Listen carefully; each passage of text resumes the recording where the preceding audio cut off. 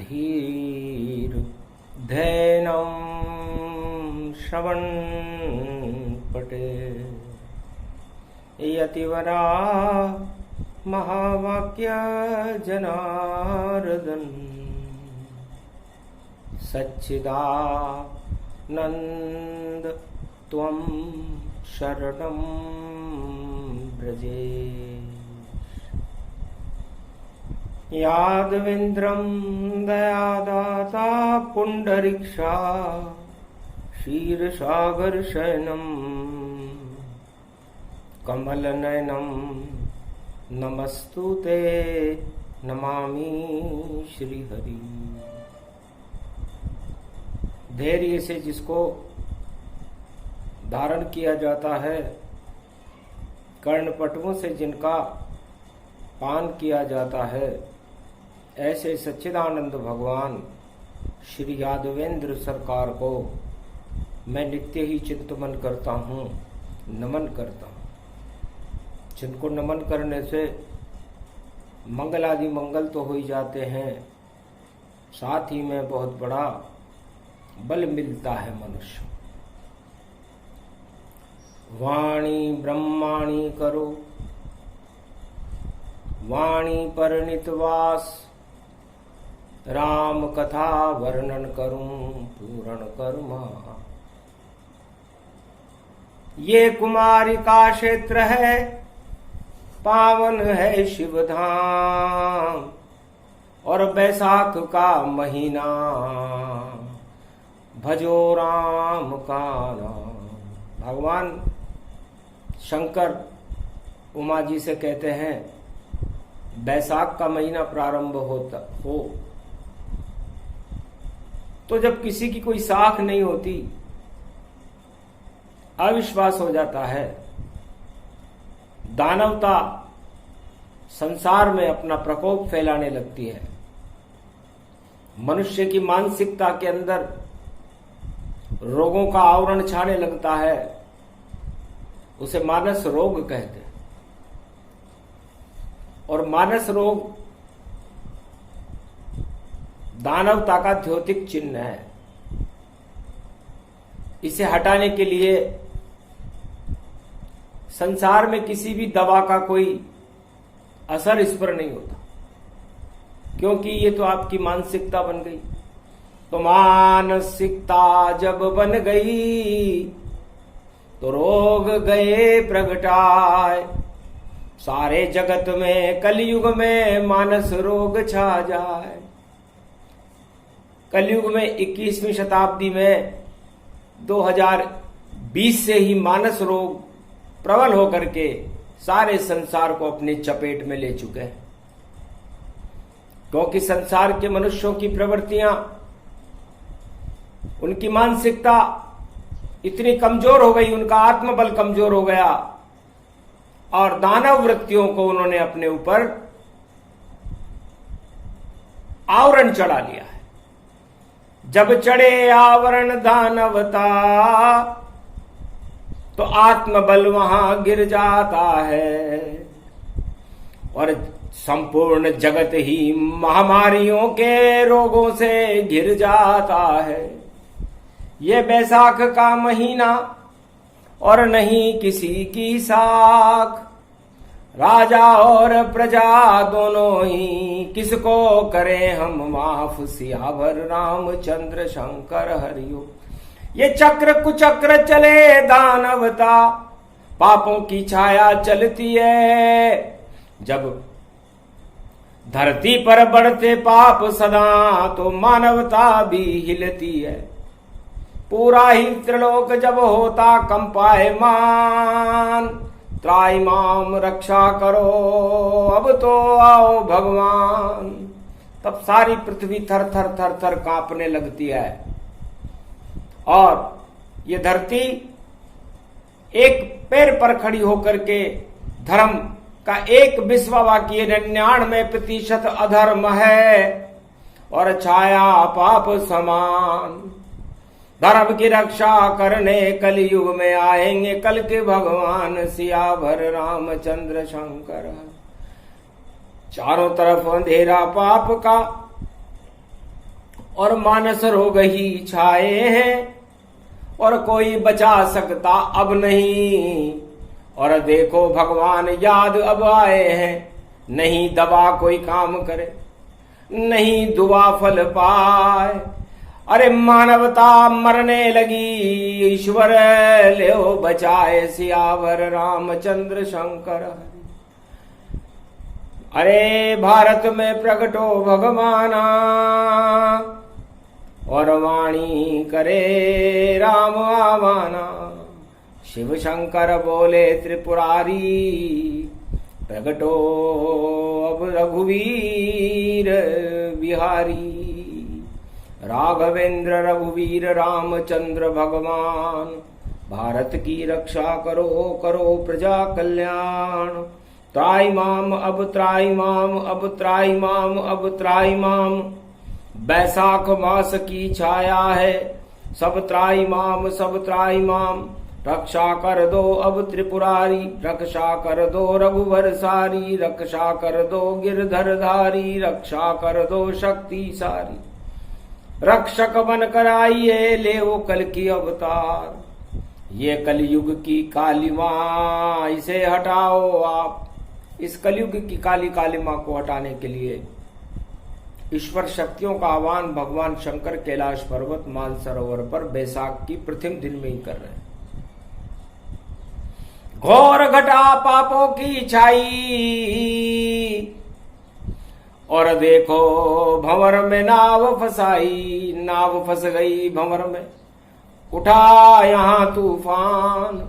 महामारी का दौर है और मरने लगे इंसान, सियावर रामचंद्र शंकर हरिओम। तो कैसे बचे ये सृष्टि भवानी, वह विधि आप बताओ महारानी। शक्ति रूप हो शिव ही स्वरूपा, और भारत भव्य रूप अनुपा। है भारत माता, है नारायण भगवान, आप भारत के भक्तों को और संसार को बचाने के लिए अब अवतार की लीला प्रारंभ करो। क्योंकि धनी धोरी कोई नहीं, और मानस रोग प्रगटाए। काम क्रोध मद लोभ सब छल पाखंड दिखाए। घुस गए इंद्री में सारे विष, अमृत कैसे अब हो पावे। और राम नाम का अमृत जप लो, अमर रूप सब हो जावे। राम बचाने आएंगे, और राम ही करे उद्धार। और राम ही अमृत जानिए, और राम सत्य साकार। वही राम कल की बने, भारत कल की अवतार। और कलयुग की ये काली माँ, और आप हटाओ नाथ सियावर रामचंद्र शंकर हरि। न राजा की साख है न प्रजा की साख है। पापों के बवंडर फैल रहे हैं सारे संसार, और सारे संसार को बचाने के लिए एक सुई की नोक की बूंद के ऊपर एक दूध की बूंद लेकर उसके 1 अरब हिस्से कर लो, इतनी सी आत्मा होती है। और उस इतनी सी आत्मा के ऊपर भी पापों की मर छाने लग जाए, मानस रोग छाने लग जाए, तो फिर उस आत्मा चिलमिलाती रहती है, तड़फड़ाती रहती है, और उसे बचाना असंभव मात्र है। क्योंकि दवा वहां चलती नहीं, और प्राण नहीं चल पाए। सांस बंद हो जाती है, अब जीवन कौन बचाए। तो इस समय जीवन में, जीवन को बचाने के लिए सांसों की जरूरत है, और श्वास भगवान की शक्ति होती है। और हम जब भगवान की शक्ति को ही भूल जाएंगे, भगवान को ही भूल जाएंगे, और काम क्रोध मद लोभ छल पाखंड और अपनी अपनी चलनी में चलने लग जाएंगे, तो उसका परिणाम मानस रोग होता है। उत्तराखंड में तुलसी ने सब मानस रोग बताए हैं, कैसे होते ये रोग और कैसे ठीक हो पाए हैं। उत्तर दिया कागभूषुंड ने, और गरुड़ सुने ये वाणी, पाप हटाने बैकुंठन से आए गरुड़ महामानी। गरुड़ जी को भी अपने अहंकार रूपी पाप को हटाने के लिए नीलकंठ पर्वत कैलाश मानसरोवर पर काकभूषुंड जी की शरण में आना पड़ा था। और काकभूषुंड जी से रामचरितमानस का अमृतपान श्रवण करना पड़ा था। उसके बाद उनकी माया मोह घन घमंड अहंकार जाता रहा और वापस बैकुंठ को श्री गरुड़ जी चले गए। इस तरह जब अहंकार हो जाता है मनुष्य को तो उसकी आत्मा कल्पित हो जाती है और उस अहंकार के बल पर वो अपना तांडव दिखाना शुरू कर देता है। तो इस समय मृत्यु लोक में महामारियों का अहंकार और उनका तांडव सर पर चढ़कर बोल रहा है, जबकि बोलना तो राम नाम चाहिए था। तो राम नाम सब छूट गया और अहंकार की आंधी है, महामारी का दौर चल रहा, चारों तरफ ही बर्बादी है। तो बर्बादी के दौर में और संकट जगत पे छाए, कल की अवतार अब प्रकट हो और मानवता ले हो बचाए। इस पृथ्वी को आप बचा लो और सर्वशक्ति गति पाए। गर अब नहीं बचे सृष्टि तो प्रलय रूप हो ही जाए। तो प्रलय आ सकता है, क्योंकि यहां पर किसी की भी कोई साख नहीं है। कोई कुछ भी कह सकता है, चाहे वो राजा हो या प्रजा हो। डींगे तो लगाते हैं सब यहां, पर बात नहीं कछु बनती है। और जितनी बनाने की बात करे वह बातें उतनी बिगड़ती है। धूल में लठ चला रहे हैं, अपनी ढपली ताय, अपनी अपनी ढपली है, अपना राग सब गाए। अपनी अपनी ढपली है, अपना अपना राग है और गा रहे हैं। सुनने वाला कोई नहीं है उस ढपली और उस राग को। जो राग ढपली बजा रहा है वही उस राग को सुन रहा है। ऐसा प्रकोप प्रकृति का हमने कभी देखा नहीं। लेकिन घोर कलयुग में 21वीं शताब्दी के अंदर ये सब देखा जगत ने और पाप गए जब छाए।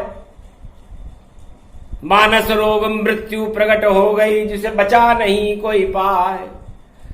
सारे चिकित्सालय और चिकित्सक मन ही मन घबराए। राजा प्रजा घबरा गई और कोई बचा नहीं पाए। मरना जिसको मरे वह और नहीं कानून गति पाए। धरे रहे सब ढोल ढपेले, ईश्वर ले बुलाए। अरे उठो उठो जगदम्ब भवानी और शिव जी तुमको रहे मनाए। भारत की रक्षा कर दो अब और शक्ति भारत दो प्रगटाए। ये बैसाख मास प्रारंभ है, मानस रोग माँ दे तो हटाए। सभी हटा दो महामारी को और भारत को तुम ले हो बचाए।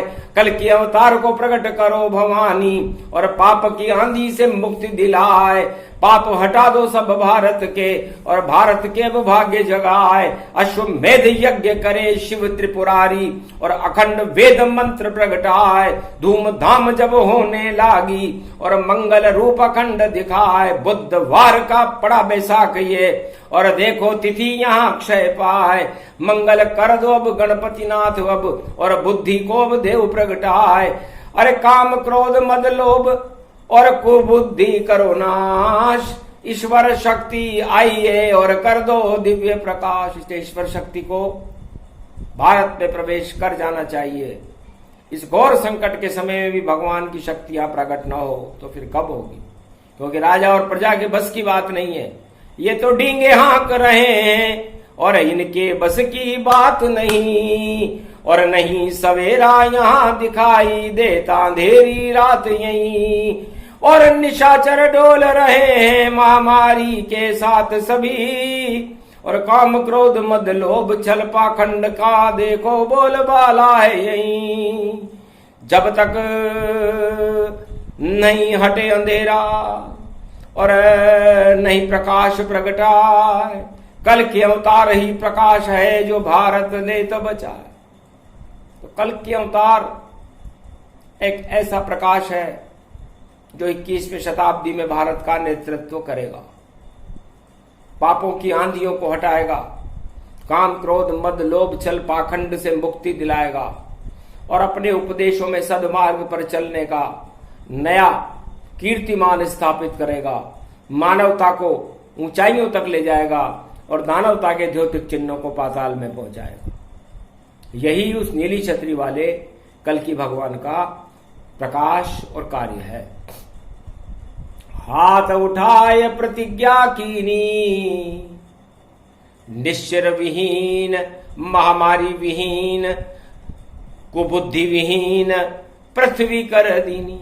सारी पृथ्वी को कुबुद्धि को हटाना, महामारियों को हटाना, दानवतावाद को हटाना मेरा प्रमुख लक्ष्य है और इस लक्ष्य को मैं बैसाख के महीने की क्षय तिथि में उठा रहा हूं। जब तिथि ही क्षय हो गई यहां तो पाप सभी क्षय हो जावे और कृपा होए नारायण की, नारायण खुद भारत आवे।